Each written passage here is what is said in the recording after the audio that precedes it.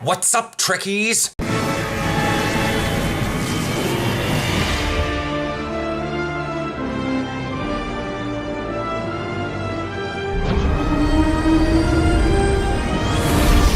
Hi, so we are on expansion day for PC.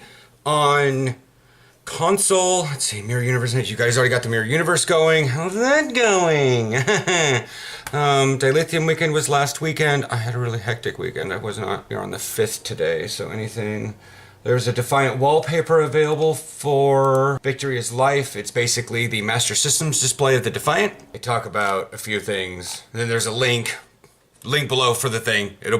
There's a link says you can find the wallpaper downloads of the MSD right here. And then you guys have Delta Recruit coming. This is a redo of the event, I think. If not, this might be the first time. New generation of officers during the Iconian War. Oh, for the first time ever, yes. The Delta Recruit event is coming to Xbox One and PlayStation 4. So, to give a brief overview of what this is. Roll a Delta Alliance alt, and it'll be a special character. And then, as you go through and do original missions, there's no massive extra, rooms or anything, but there's little extra things. Like a console in one room might have a little interaction with it because you're a Delta Recruit. And you'll just download or is that a Temporal Recruit? No, that's the Delta Recruit because you're finding all the little bits that the Iconians have messed with stuff over history. Since Delta Recruits had a second responsibility, and that was to prepare themselves and their crews and their entire factions for the coming Iconian War. Mysterious benefactor, an experienced captain traveling backwards, will contact all Delta Recruits during their faction's tutorial and inform them of the opportunities not to be missed in their career. Basically, you have a thing, you'll have a tracker, and as you unlock rewards, that character will get things from the dude in ESD or Chronos. On top of that, your other characters can go to that same guy and get kind of minor rewards. So when you for instance, complete the tutorial as a Delta Recruit. As the recruit, you get the Delta Recruit trait, earn additional dilithium ore when each NPC is defeated. Teammates also gain this benefit. Note, this trait is only active during Delta recruitment event. And then account reward, nothing. Reach level 10 with your alt. Choice of Mark IV very rare equipment. See footnote for choice details.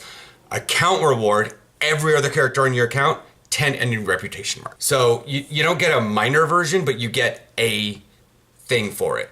And this goes for account rewards, 10, reach 20, you get 35. Reach 30, you get 100 marks. Reach 40, you get 200 marks. Reach level 50, you get 500 marks. Reach level 1, any R&D school on your Delta Recruit. Equivalent crafting materials to 2 times C-Store R&D packs minus catalyst. If you gather all Iconian technology, both your characters, the Recruit and all your other ones, get Space Device Temporal Negotiator. Instantly reduce all bridge officer cooldowns by 50%. I use it on some ships. I don't use it on my Vesta. The gather all Iconian information, same as account-wide, you get the Paradox Corrector. Team-wide heal plus res can be used while defeated 10-minute cooldown. By the way, that is really good for the Arena Sound Pack because it doesn't have a range, much like the Borg reputation. So you can just my entire team's dead, I need to run around the corner, hit the Paradox Corrector, and everybody somewhat reses. And if you're dead and other people are dying, use it, and then you can res and all of your team can res, and hopefully maybe save yourself 1 or 2 more rounds. You get stuff. There's a link below. I'll send a link to the recruitment rewards because that's that. It's actually really interesting, and it's good to just level an alt. If there's a class, if you're tactical and you're well, maybe engineering or science, go ahead, level a science, figure out what it's like, see if you kind of actually like it, and just make it a Delta Recruit. Get that thing to max level, complete all this stuff, complete an episode arc, complete half the storyline episodes, complete all the storyline episodes, up to the start of the Dyson Sphere, basically. You don't have to go through everything, just up to the start of the Dyson Sphere. Join a fleet, and then gather all that information, and you'll get all the rewards for your main. And if you like science or engineering, or if you're, if you like it, you can keep the character, but yeah, this blog post is from March 30th, 2015. That's when it came out on PC for the first time. FYI, we're almost 3 years after the fact. Talk about console being behind. All right, is that everything for y'all? I mean, that's something big as is. I mean, you got the Renegade's Regret and you've got Mirror Universe. That's a good time. You've got Mirror Universe. You can do your Delta Recruit, do it on your main, then do it on your Delta Recruit, and Mirror Universe works as, I mean, you could do it at 10, right? It doesn't say, but, get your, level your character up there and you may be able to get a little bit of this stuff. So yeah, plus the experience. Now we're going to move on to PC stuff. So that's it for console. Like I said, it's good. There's a link below to the recruitment rewards so you can see the whole table and what makes sense and stuff. All right, so for PC, we've got, okay, first of all, the expansion's coming out today. The servers are going to be up, the servers are going to be down, possibly. There's going to be a bunch of new people that haven't logged in for months logging in. The servers are going to be bogged down. The servers are going to be slow. You're going to be boomeranging through sector space. Probably not in system space, but, which is inside, like, quests and stuff, but perhaps. There's going to be a lot of people bogging down the Gamma Quadrant battle zone. Things are going to be slow.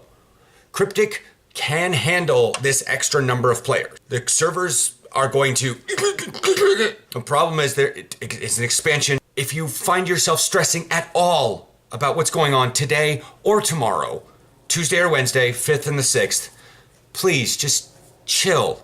As I've said in my fleet forums, this content will be there for years to come. This content will be there Thursday. This content will be there Friday. It will be there this weekend. There is no max level rating. There is no world first boss kills in Star Trek Online. Unlike WoW, you do not need to be cutting edge content. Just putting that out there and vocalizing it. I said it in the fleet, and I'm saying it to all you guys that watch that aren't in the fleet. You do not need to stress this out.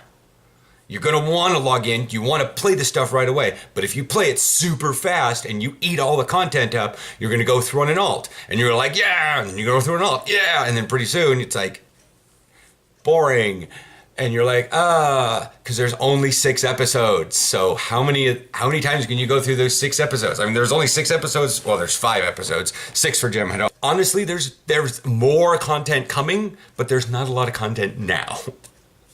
There's like, yeah. So let's go over the lockbox, the DS9 lockbox. So the jem'hadar, we're gonna go backwards. The big super duper ship is what? The Jem'hadar Light Battlecruiser. It's the first ship ever to feature 2 commander slots. 2! Including the rarely seen before commander rank universal bridge officer seat.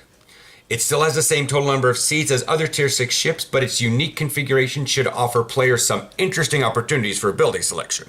It's a battleship, so expect one of those to be a tactical. The Maquis Raider will feature Miracle Worker primary specialization. Okay, let's get into those stats. There's other stuff in the lockbox. This stuff's going live today. Commanding vessel was originally seen as the primary vessels present in the adversary fleets that assaulted the Alpha and Beta quadrants during the Dominion War. Pretty much if you saw a Jem'hadar ship that wasn't the tiny little bug ship, and it wasn't the big carrier, it was one of these. They really only had like 3 Jem'hadar ships. But this is the other ship, the light battlecruiser. This is the big ol' ship. It's got Commander Engineering, Commander Universal, Lieutenant Commander Tactical Intel, Tactical/Intel, and Lieutenant Science. 4 tactical, 4 engineering, 3 science. It's got 13 degrees per second, so it's obviously, it's a battlecruiser, so it's got like weapon power, engine power, 13 degrees per second. This has the personal wormhole generator. Interesting. Cruiser command array of shield frequency modulation and weapons. So kind of all about the attacking. Can equip dual cannons. Okay, whatever. 5 weapons in the front, 3 in the back. 46,000 hull at 60. Doesn't actually say what you'll be at 65. Maybe ships up leveling at 60. It's got a shield modifier of 1.3. Dang! Science. Like you could even Commander Science and Commander Engineering on that. I mean, Lieutenant Commander Tactical is nice, but this is definitely going to allow you to do a lot of weird stuff. It's Battlecruiser, Mastery Package, so that's physical and kinetic damage resistance, then crit severity, energy damage resistance, then max HP, and then obedience is victory. Starship trait. Personal wormhole generator.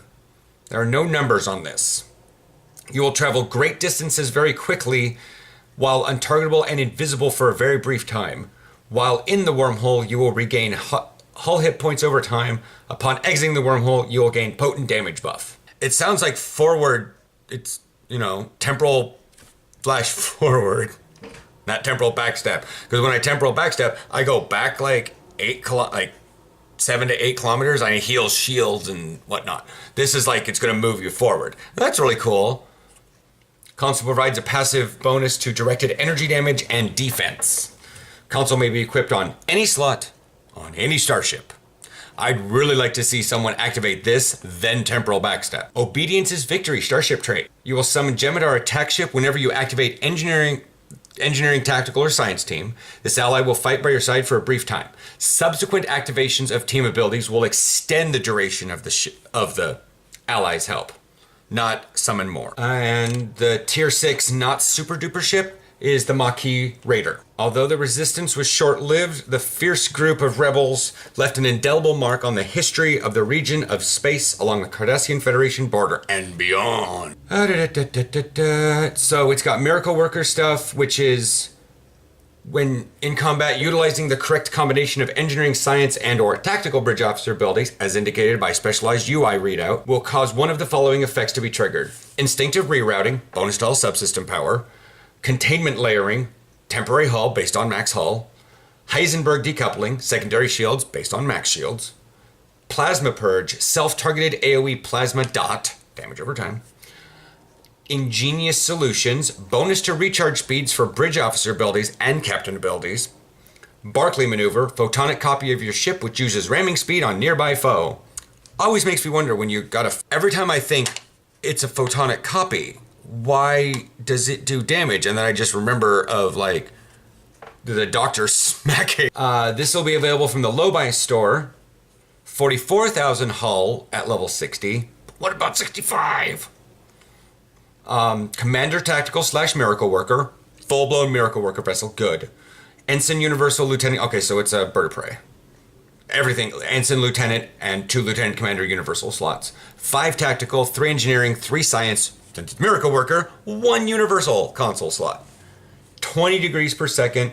0.8 shield modifier. Ow. Ow, ow, ow. Plasma Storm module is the console. It got Raider flanking. Plus 15 weapons. Plus 5 engine shields and aux, because they're Miracle Worker vessels. And experimental weapon slot equipped with the Phlogiston projector and Raider mastery package with Badlands Tactics starship trait. So the Phlogiston projector is your experimental weapon slot. Phlogiston, an archaic element believed by 18th century Earth scientists to be the source of combustion, although scientifically inaccurate, the term stuck around. This plasma weapon emits oxygen-rich mixture of these gaseous elements harvested from the Badlands plasma fields, and then ignites them. The violent reaction briefly burns at temperatures comparable to solar ejections, causing structural damage, and even on the hardiest of starships. So it looks to be like a cone effect or a cylinder effect. So try to take advantage of this when science officers like their gravity wells, or when things are just grouped together a little bit more. It can be upgraded like a standard weapon, swapped out for another experimental weapon, and placed in any other starship's experimental weapon slot. So if you like the concept of this weapon, but you use a different escort, go ahead. Universal console, any slot, any starship. It's the Plasma Storm module. Activating this ability will create a massive plasma storm at your target's location. The plasma storm deals plasma damage. Oh my god, really? And pulls enemies towards its center while drastically slowing their flight speeds. Console provides a passive bonus to starship control expertise and particle generator skills. That would be really cool. Starship trait, Badlands Tactics. After achieving level 5, while the starship trait is slotted and you're within 3 kilometers of an anomaly or plasma storm, so Tychon's Rift, chronometric inversion field, timeline collapse, gravity well, those are anomalies, and then the plasma storm, you gain a moderate boost to stealth, defense, and flanking damage. Ooh, that's nice. So that's those ships. Anything else in this lockbox? And there's a universal console in this lockbox. It's called the Hostile Acquisition Universal Control. This console allows users to conduct a routine inspection on a nearby vessel. This vessel is immobilized while the inspection is taking place. In the inevitable event that something of a devious nature is found, the inspection team is instructed to cause as much significant damage as possible. Usually this results in reduced outgoing damage, resistances, and flight speed. Additionally, users of this console will tend to find stray GPL in the wreckage of their enemies. What? That's interesting. It's kind of a weirdly Ferengi-themed lockbox, even though it says Deep Space Nine, but regardless, that's actually really cool. It's basically boarding party with tractor beam. It says immobilized, and they inspect, so that could be really interesting. Space and ground weapons and a vanity shield. The vanity shield will make that rusty orange look that Ferengi vessels have, so you can put it on other ships, and makes it look like a Ferengi ship.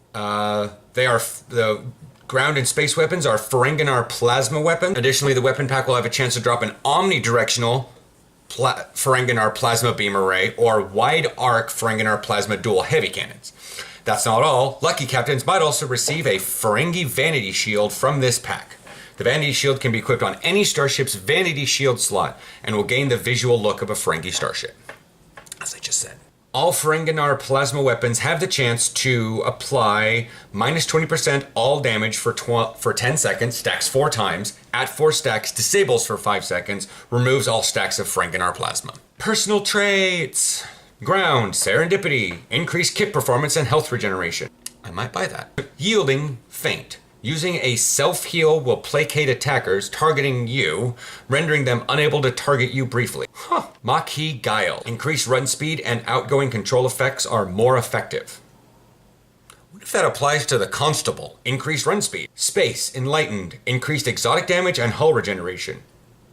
Sounds like I might need that one. Pseudo Submission. Same thing as Yielding Faint, but space. Maquis Tactics. Increased damage from Cloak Ambush. The buff received from decloaking. So if you don't cloak, don't worry about that trait. FYI, I'm just letting you know. Duty officer assignments, there's going to be a number of them, just like there is pretty much every time. Each of these 5 assignments yields high XP and dilithium rewards, and then completing all the assignments gives additional dilithium ore and a title. But it's RNG as to which mission you get.